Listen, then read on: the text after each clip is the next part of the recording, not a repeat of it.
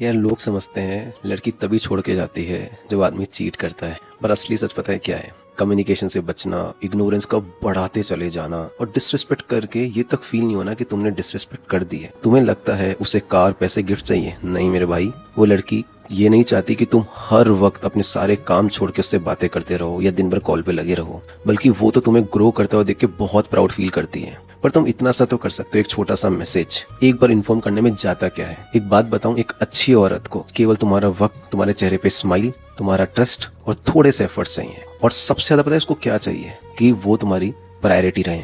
याद रखो, जैसे शुरू में तुमने उसे ट्रीट करा था जब तुम उसे पाना चाहते थे, वही ट्रीटमेंट उसे आज भी चाहिए। तो यार बदलो मत, वापस कहूंगा बदलो मत, क्योंकि उसने प्यार किया था उस आदमी से जो उसे सच में केयर करा करता था, उसकी फीलिंग्स को वैल्यू किया करता था और उसे दुनिया की सबसे खास औरत फील करवाया करता था।